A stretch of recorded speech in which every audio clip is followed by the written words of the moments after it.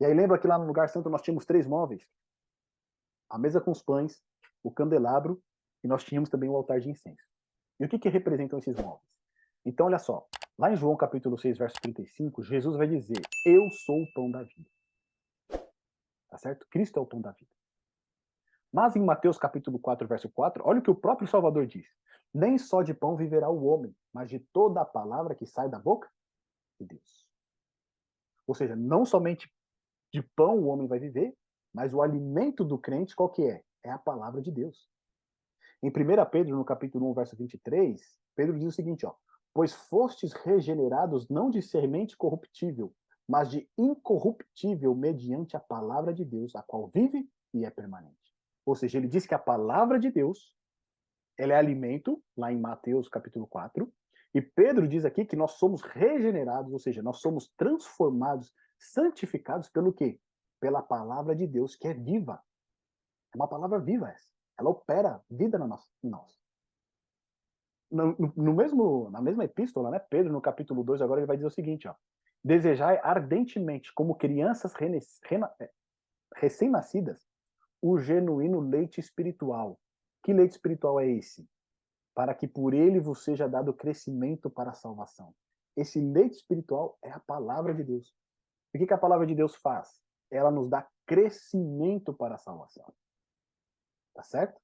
Nós entramos pelo pátio, fomos justificados, mas agora essa justificação precisa ser operada na nossa vida. Precisa operar justiça. De que maneira então isso opera? Quando nós entramos agora no lugar santo, tá certo? E passamos agora a nos alimentar da palavra de Deus, que é representada ali pelos pães da proposição. Agora olha o que diz João 15, verso 3. Vós já estáis limpos pela palavra que vos tenho falado. Cristo falando dos discípulos. De que maneira, então, o cristão ele é limpo? Conforme a gente viu, né? Santificação é Cristo tirando a lama de nós. Como é que Cristo tira a lama de nós? Pela palavra. Vós já estáis limpos pela palavra que vos tenho falado. E depois, né, João 17, verso 17, santifica-os na verdade, a tua palavra é a verdade. Então, qual é a maneira que Deus nos deu para sermos santificados? A palavra. Qual que é a maneira que Cristo nos deu para sermos alimentados espiritualmente? A palavra de Deus. É isso que nos dá crescimento, é isso que nos dá vigor. Então, quando nós entramos no lugar santo, nós precisamos agora o quê?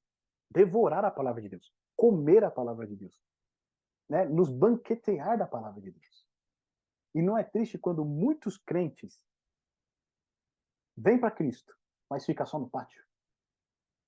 Fica só no pátio. Aceitou Jesus como Salvador, foi batizado, mas não entrou aonde? No lugar santo. Ficou lá no pátio. Não entrou no lugar santo para se alimentar da palavra de Deus, para ter crescimento espiritual. Não, continuou no pátio.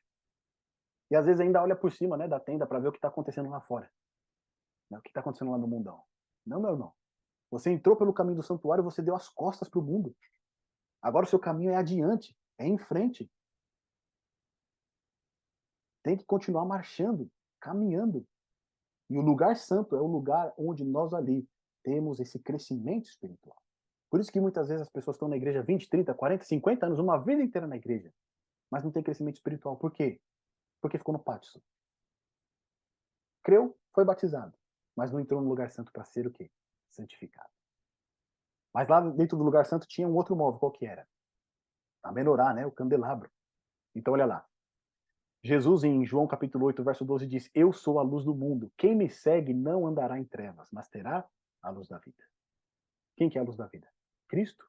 E quem segue a Jesus não anda em trevas, mas ele próprio possui a luz na sua vida.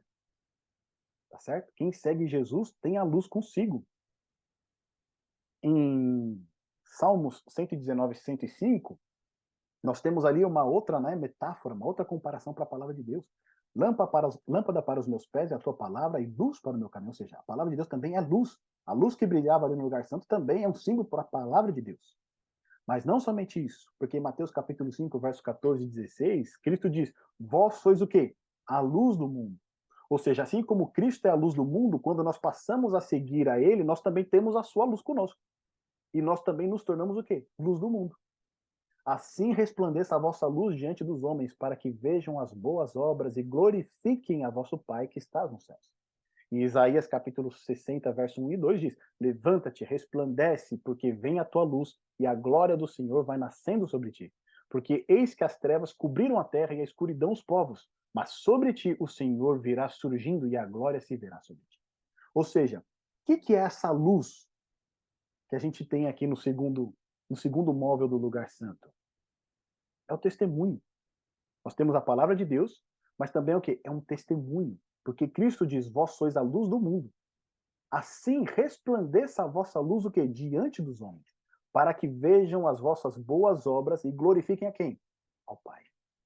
É o testemunho de que você teve uma vida regenerada, de que você teve uma vida transformada, de que você agora é uma nova pessoa.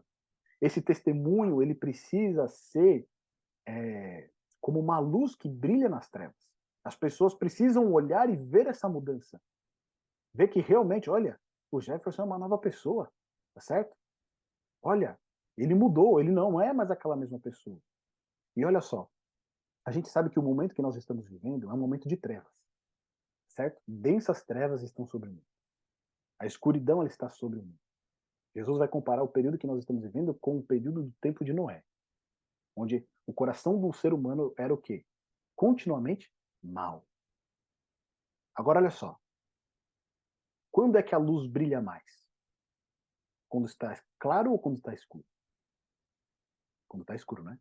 Quando está em trevas, é muito mais fácil da luz brilhar. Mesmo que ela seja uma luz pequena, é muito mais fácil dela brilhar. É nesse momento que Cristo tem falado para o seu povo: levanta-te, resplandece, porque vem a tua luz e a glória do Senhor vem nascendo sobre ti. É nesse momento que os cristãos têm que brilhar ainda mais e se diferenciar totalmente do mundo que está em trevas. Aqueles que foram chamados para entrar no caminho do santuário e adentraram no lugar santo deixaram para trás o mundo e não deve ter nada em comum com o mundo, mas parecer totalmente diferente. Tem que ser uma diferença muito clara. E aqui nós não estamos falando apenas de diferença de maneira de se vestir, maneira de comer, etc. Não. Mas é o caráter. O caráter tem que ser totalmente diferente das pessoas que estão no mundo que não temem a Deus. Isso é testemunho. Isso é fazer com que a nossa luz brilhe perante o mundo, para que as pessoas glorifiquem a Deus. Esse é o segundo móvel que nós temos no compartimento santo. E agora nós vamos ao terceiro, que é o altar de incenso. O que é o altar de incenso? Olha só. Em Hebreus capítulo 7, verso 24 e 25 diz: Jesus tem um sacerdócio perpétuo, certo? Portanto, pode também salvar perfeitamente os que por ele se chegam a Deus, vivendo sempre para interceder por eles. Ou seja, Cristo ele está continuamente o que intercedendo pela nossa salvação. Não é fantástico isso? Muitas vezes a gente pode até pensar que as pessoas não estão orando por nós, mas Cristo está continuamente, sempre o que? Orando por nós. Continuamente ele está mencionando os nossos nomes diante do Pai, orando para que nós não caiamos na tentação, para que nós permaneçamos no caminho do santuário, no caminho da salvação. Ele está intercedendo por nós. No Salmo 141, verso 2, diz ali que o incenso, né, que era levado ali para esse altar, olha com que o salmista compara. Suba a minha oração perante a tua face o quê? Como incenso. Então esse incenso, esse altar de incenso representa o quê? Uma vida de oração, de intercessão. Lá em Apocalipse 8, verso 3 e 4, também a gente vai ver a mesma ideia, né? E veio outro anjo e pôs-se junto ao altar, tendo um incensário de ouro, e foi-lhe dado muito incenso, para o pôr com as orações de todos os santos sobre o altar de ouro que está diante do trono. E a fumaça do incenso subiu com as orações dos santos, desde a mão do anjo até diante de Deus. Ou seja, o incenso aqui na Bíblia representa o quê? Oração. E estar no lugar santo, diante do altar de incenso, é o quê? É uma vida de oração. É uma vida de intercessão. Então, aquele que aceitou Jesus, foi batizado, agora ele precisa entrar no lugar santo para viver uma vida de estudo da palavra de Deus, de testemunho daquilo que o Senhor tem feito na sua vida e uma vida de oração. No lugar santo é o lugar onde nós somos santificados. E santificados aqui é o mesmo que ser o quê? Transformados. Tá certo? Aqui nós somos transformados pela fé. porque cremos que a palavra de Deus é verdadeira, porque cremos quando oramos o Senhor está nos escutando, porque cremos que o nosso testemunho pode impactar a vida das pessoas e levar elas a darem glória a Deus. O lugar santo é o lugar onde nós somos santificados. É o lugar da qual Paulo diz que sem santificação ninguém verá o quê? A Deus. Meus irmãos, nós precisamos entender isso de uma vez por todas. Se nós não passarmos tempo no lugar santo, nós não veremos a Deus.